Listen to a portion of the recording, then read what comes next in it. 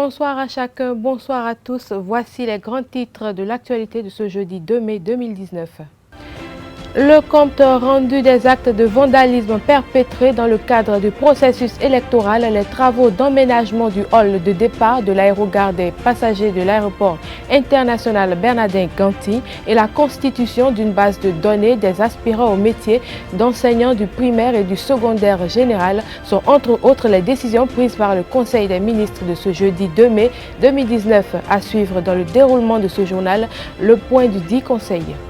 Les candidats du bloc républicain à l'occasion d'une conférence de presse donnée hier mercredi 1er mai ont fait le point du scrutin électoral, dénoncé la mauvaise foi des anciens chefs d'État qui d'après eux seraient à l'origine des mouvements d'humeur observés ça et là à Cotonou et dans le nord du pays, puis ont déploré la situation post-électorale dans laquelle est actuellement plongé le Bénin.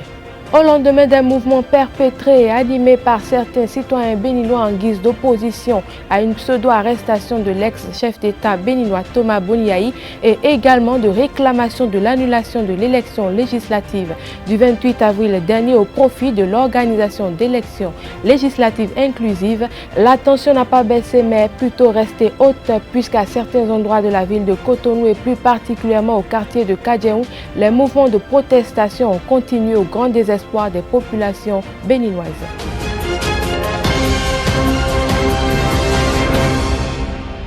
Près de 48 heures après la publication des grandes tendances issues de l'élection législative du dimanche dernier par la Commission électorale nationale autonome Sénat, la Cour constitutionnelle qui, selon le Code électoral, statue souverainement sur la validité de l'élection des députés, a annoncé la proclamation des résultats provisoires de l'élection législative pour ce soir à 20 h.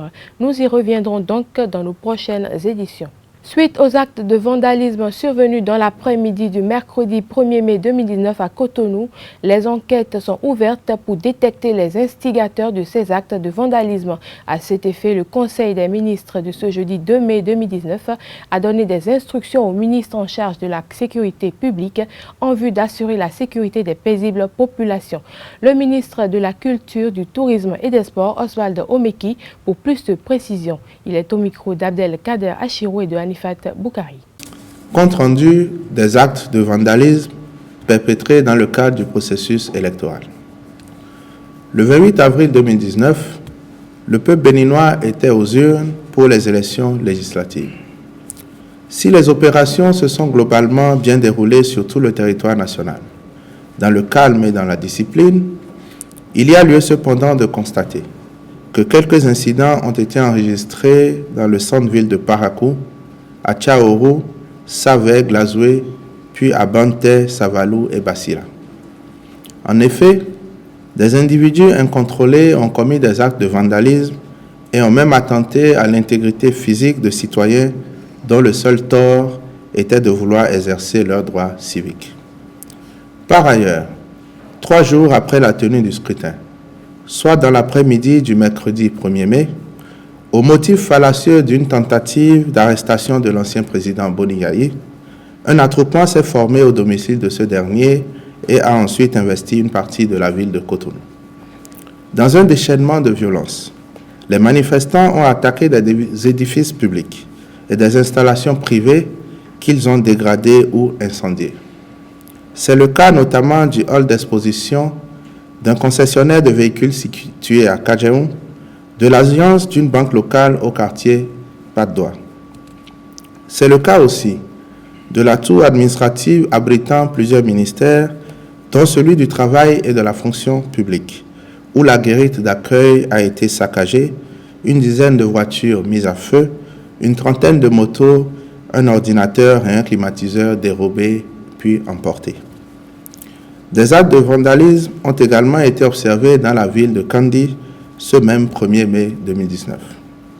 Il y a lieu de souligner que lors de chacune de ces manifestations opportunistes, les forces de défense et de sécurité sont intervenues avec beaucoup de professionnalisme dans le but de préserver l'ordre public. Il se dégage des éléments de contexte que les meneurs de ces mouvements ont clairement affiché leur intention d'attenter à la stabilité de l'État. En témoigne la présence de nombreux étrangers dans les rangs des manifestants. Ceux-ci, généralement de jeunes gens, sont équipés d'engins explosifs destinés à semer le désordre. Les enquêtes sont ouvertes pour détecter les instigateurs de ces actes de vandalisme, situer les responsabilités et engager les poursuites nécessaires.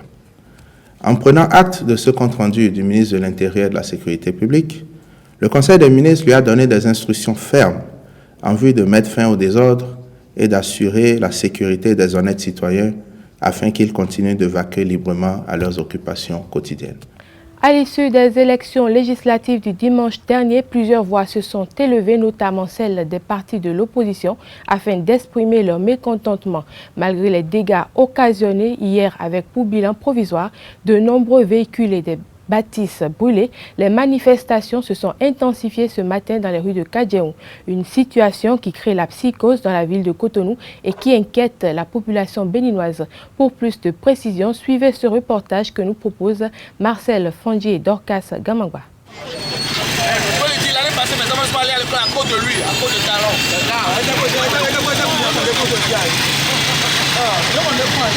Voilà l'ambiance qui règne ce matin ici à Kadjehoun, non loin de la résidence de l'ancien président de la République, Boni Yaye.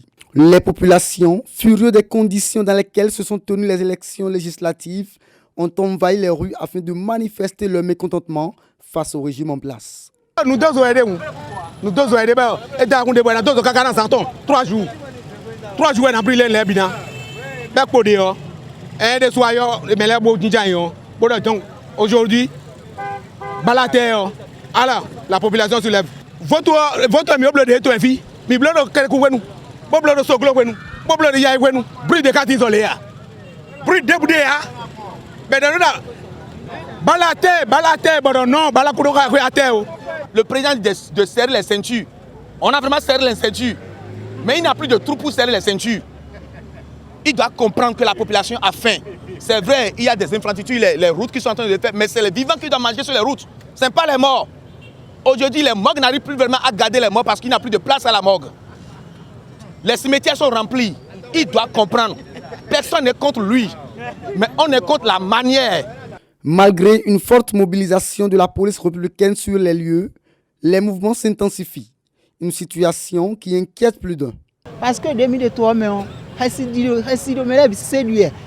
te donne les biens, les biens, mais les bons vivants. Donc, il était comme dans la vie de bonheur, il comprend des délais, il gagne les mots et les bodo guipo.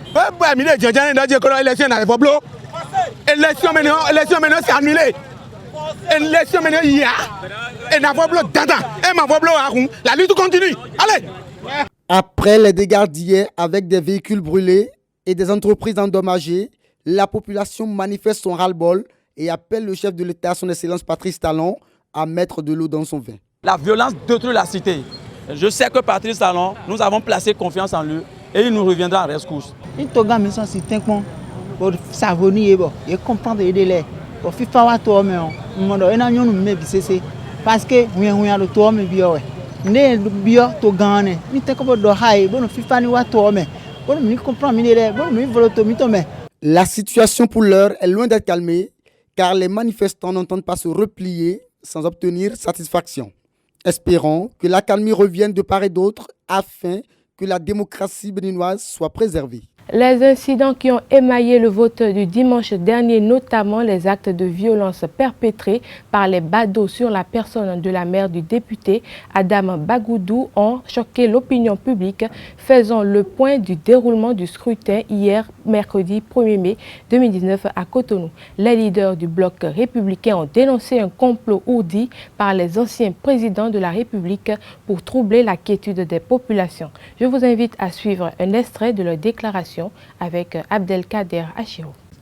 Ces actes attentatoires à la quiétude de nos parents, à la sécurité nationale et à la bonne marche de notre démocratie sont, à n'en point douter, et comme nous le dénoncions avant le 28 avril, la preuve que cette opposition politique n'avait aucune autre vision que d'arrêter les réformes salvatrices engagées par le président de la République, de bloquer le régime actuel et prendre une revanche hypothétique sur un combat perdu depuis le 20 mars 2016. Malgré toutes les intimidations, les attaques et les représailles dont nos honnêtes compatriotes en quête de l'exercice de leurs droits reconnus par la Constitution ont été l'objet, le bloc républicain se réjouit du climat général tranquille et apaisé dans lequel s'est déroulé le scrutin du 28 avril 2019. En effet, en dehors de 39 arrondissements, éparpillés notamment dans les communes de Banté, Bassila, Glazoué, Parakou, Savé, Tchaourou, où des individus incontrôlés, des extrémistes visiblement dopés et armés par des personnes connues de tous, ont tenté de donner un coup de frein à notre démocratie, dans les 507 autres arrondissements du Bénin, le scrutin s'est déroulé sans aucun incident. Nous ne saurions poursuivre sans louer et féliciter nos forces de défense et de sécurité pour leur bravoure, leur calme et leur professionnalisme qui, face à toute cette escalade de violence et la provocation, sont restés impavides, sans tirer un seul coup de feu, se laissant même blesser parfois par ces véritables hors-la-loi. C'est le lieu de témoigner notre compassion à nos camarades dont les maisons et autres biens ont été saccagés, pillés, incendiés, aux agents de la Sénat qui ont été molestés dans l'exercice de leurs fonctions. Nous avons aussi une pensée spéciale à toute la population de l'arrondissement central de Tchaourou, dont les locaux ont fait les frais des flammes de ces délinquants armés et drogués par les ennemis de notre démocratie.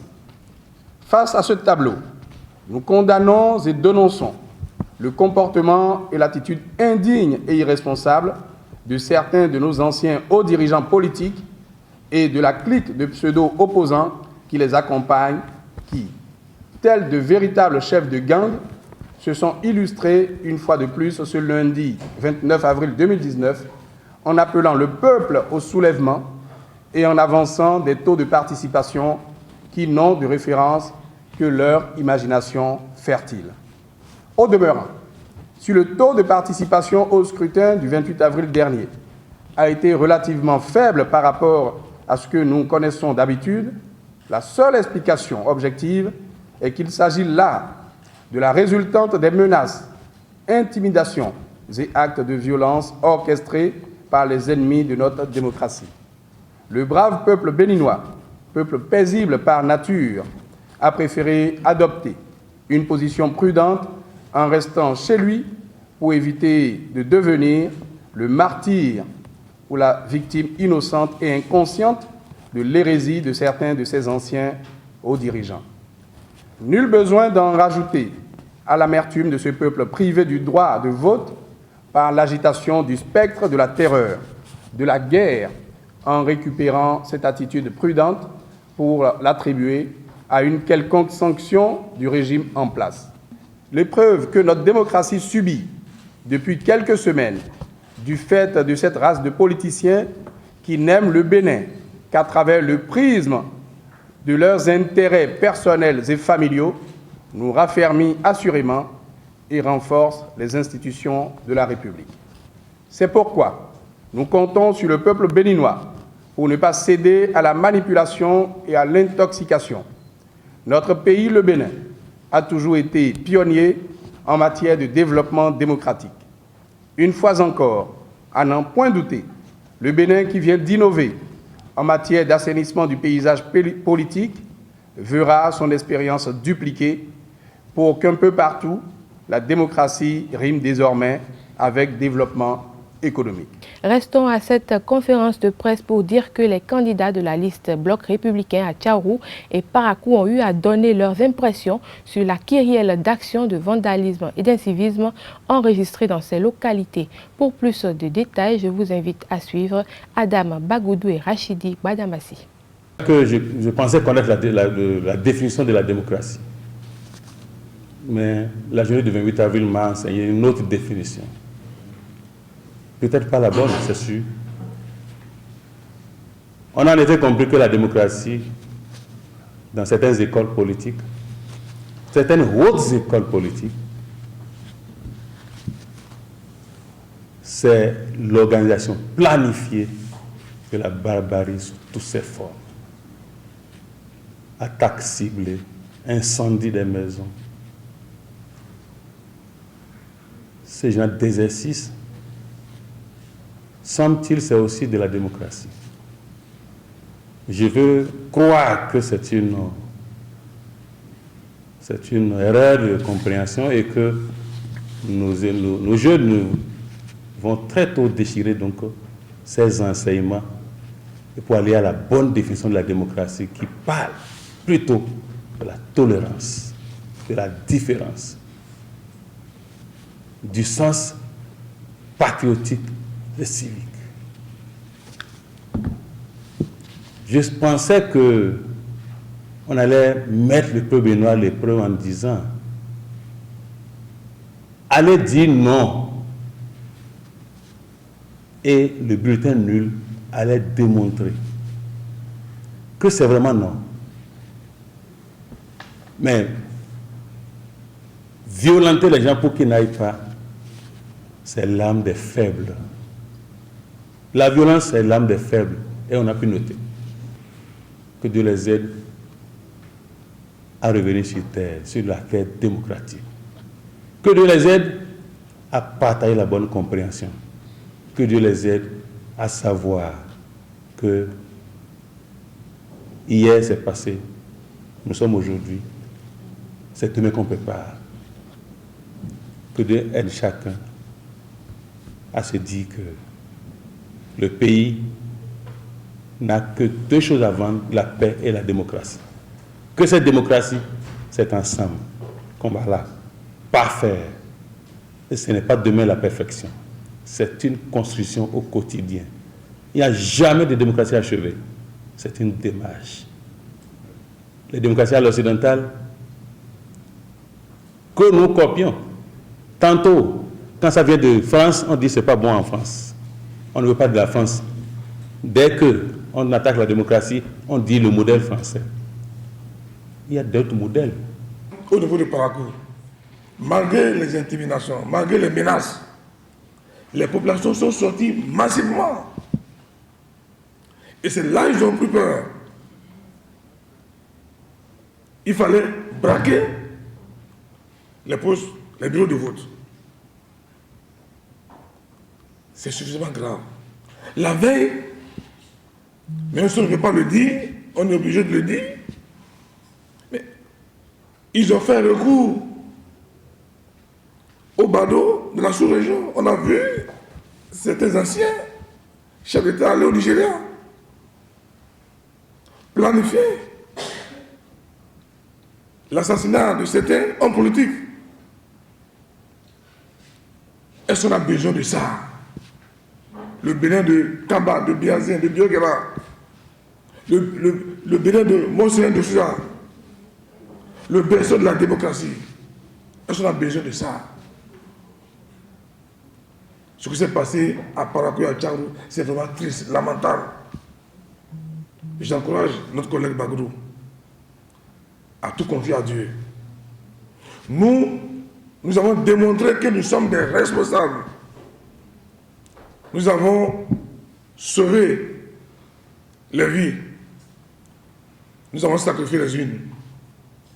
Il vaut mieux que les bulletins soient brûlés parce qu'on peut à tout temps reprendre.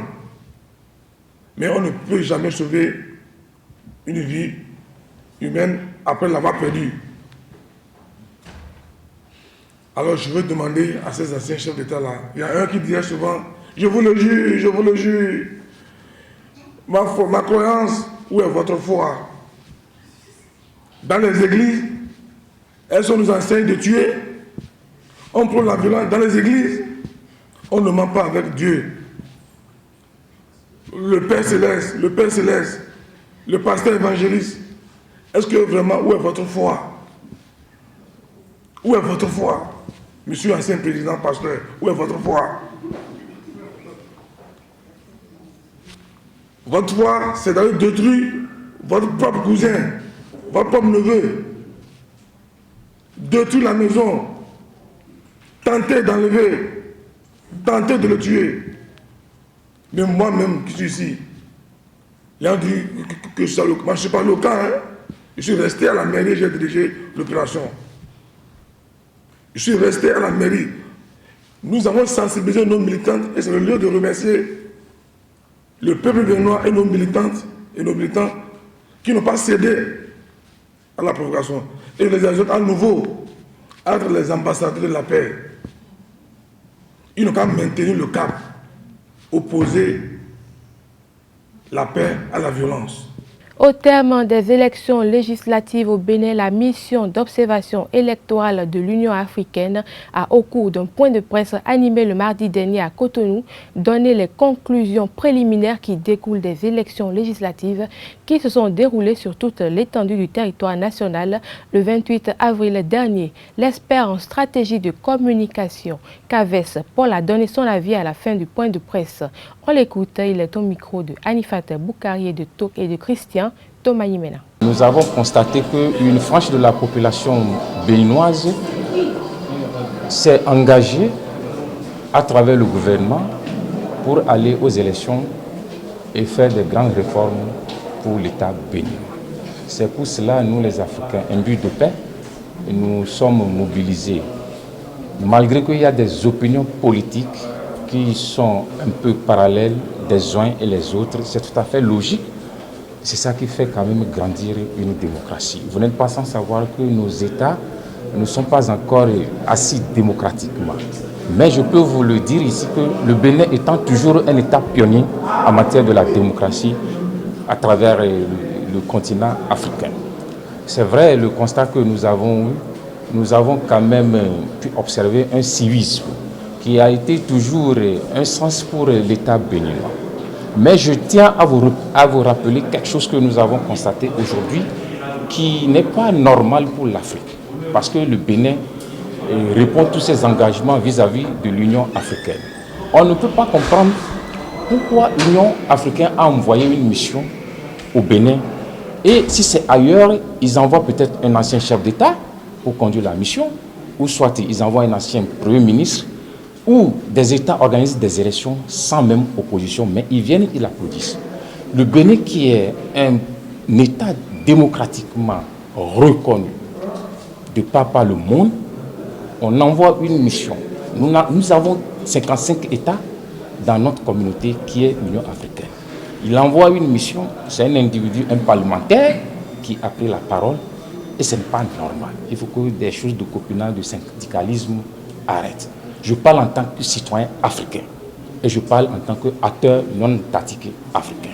Lancée le 5 avril dernier, la célébration spéciale de la Journée internationale du sport au service du développement et de la paix va se clôturer dimanche prochain. Face aux hommes des médias, le président du Comité national olympique et sportif béninois, Julien Minavoa, a fait le point des activités menées.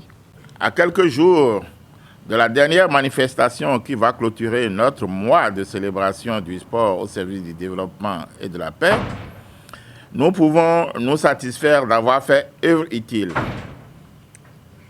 Cette initiative nous a permis d'avoir à nos côtés des partenaires comme le Fonds national pour le développement des activités de jeunesse, des sports et des loisirs, et la Fondation pour la défense des droits humains, AHR Foundation. Des messages dans les médias, aux séances et rencontres avec les acteurs comme les enseignants, les étudiants, les artisans, etc., sont à mettre à l'actif de cette initiative qui sera améliorée les années à venir afin que cela rentre dans nos habitudes de célébrer le sport au service du développement et de la paix, non pas le 6 avril de chaque année seulement, mais aussi et surtout chaque jour de chaque année. L'objectif, c'est de nous convaincre et de convaincre notre entourage que nous avons de bonnes raisons de pratiquer une activité physique et sportive. Oui, nous devons faire du sport à cause des bienfaits de l'activité sportive sur le plan physique, sur le plan mental et surtout sur le plan social à cause des valeurs éducatives du sport et des liens sociaux qu'il crée.